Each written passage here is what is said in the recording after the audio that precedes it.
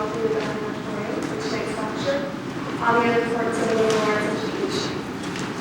And I know you are very so. The year 1939 marked the uprising of Nazi Germany. European Jews were held hostage and massacred for 6 terrifying years. Very few individuals escaped to freedom. But for one Austrian Jew, freedom became a reality. At age 14, this individual was sent to England as they offered safety to many Jewish refugees. But in 1940, this young man was suspected of being a Nazi and was sent to a Canadian prison camp. After his release in 1941, he applied to 3 Canadian universities. Only one university said yes, and that was Queen's. Here he completed a chemical engineering degree in 1945, a BA in history in 1946, and a master's in chemical engineering in 1947.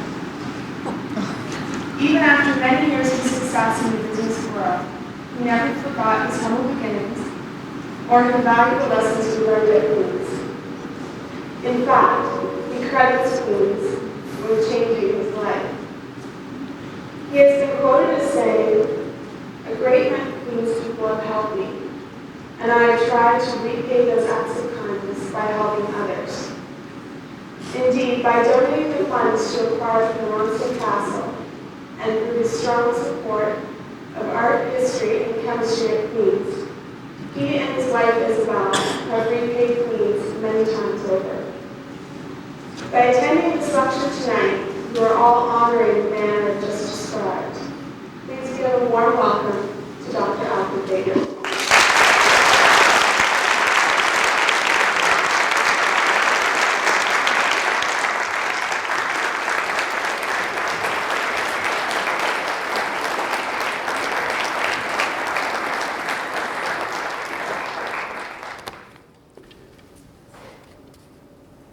Thank you very much indeed.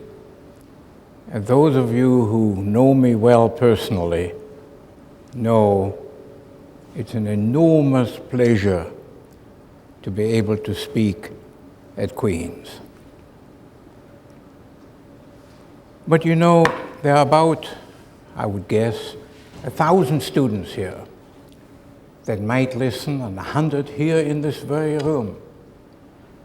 And I wonder if we ask the 100 students why they come to Queen's University, I would think that 90 of you would reply that you have come here to acquire a profession, to become an engineer or medical person or a lawyer. And if we ask you honestly what you think about a liberal arts education, particularly if you're engineers, you would say liberal arts, that's for sissy types, rich people, they don't have to work. Well, I must tell you that it was just like that with me when I came to Queen's in 1941. My grandfather had been an engineer. The man who adopted me in Westmount, Quebec, was an engineer. And so I came here to become an engineer. But I'm totally unmechanical. I'm very poor in math. But I'd learned in the prisoner of war camp that I very much like chemistry. And so I took not chemical engineering, but engineering chemistry, stressing the chemistry. And it took a while before I realized how important the liberal arts really are. With me, it took a while.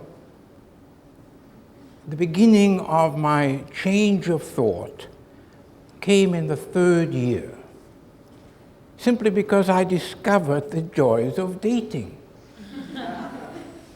And dating was an expensive pastime. While you could go to Grant Hall for a dance, that would cost $1.20.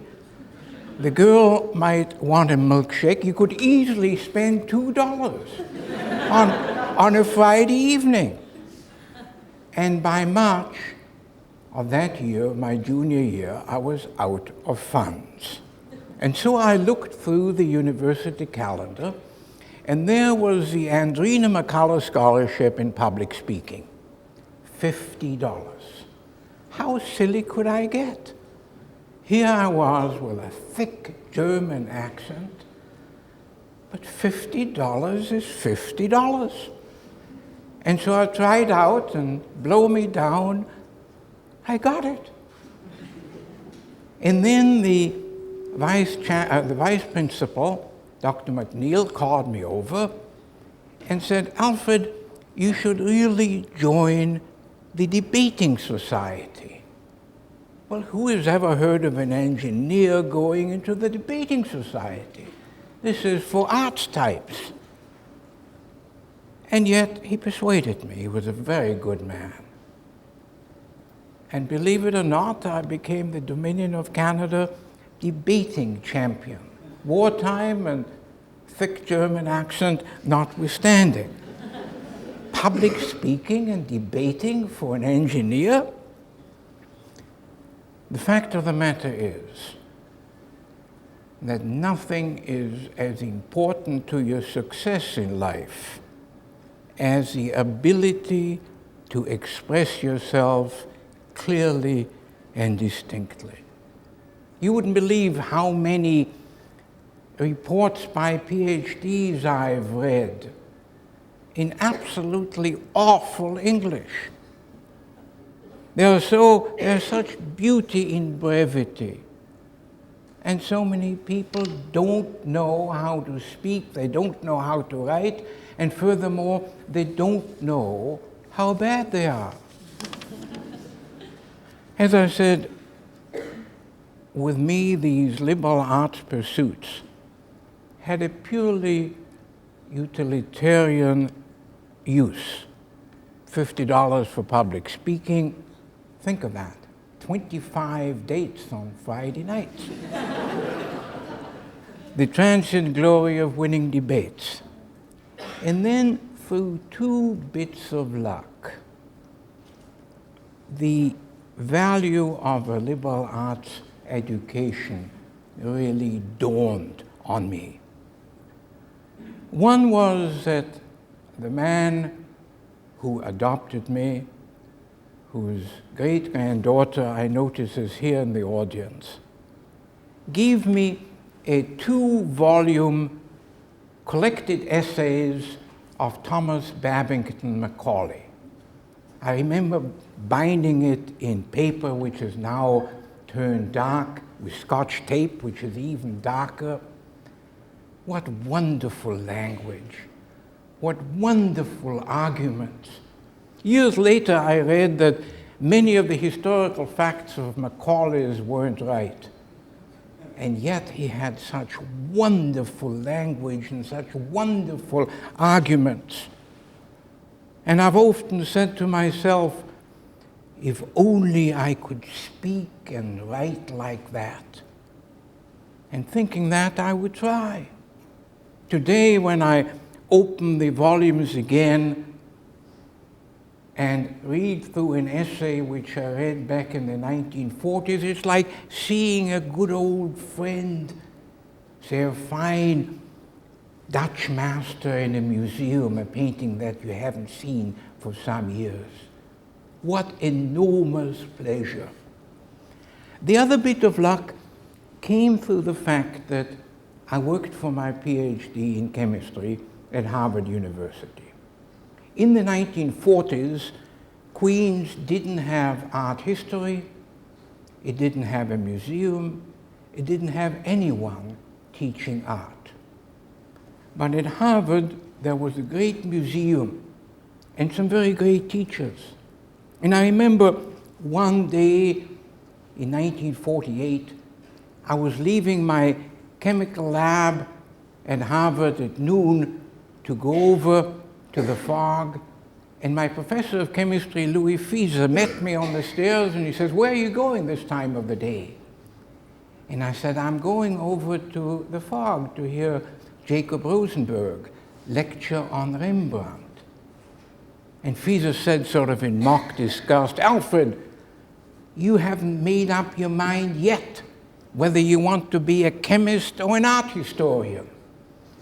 Well, my friends, it's now 45 years later, and I still haven't. And I'm very much the happier that I haven't. There's such pleasure to me looking at a great painting. My blood pressure goes up, my temperature goes up. I can't describe it. I had such pleasure, I must tell you, on Saturday morning. I went over with Isabel to the National Gallery in Ottawa, and there was a busload of 50 Queen students. And the curator of Old Master Painting said to me, "You know, Queens, they send their students very often. As far as Toronto is concerned, we might not exist. But Queens, that is different." Of course, I knew that all along. It was just good to know that he knew it. At the National Gallery, I always love to stand at one spot. There's one spot where you can stand in the Dutch Gallery, and you can look at a large painting of Rembrandt done in 1632.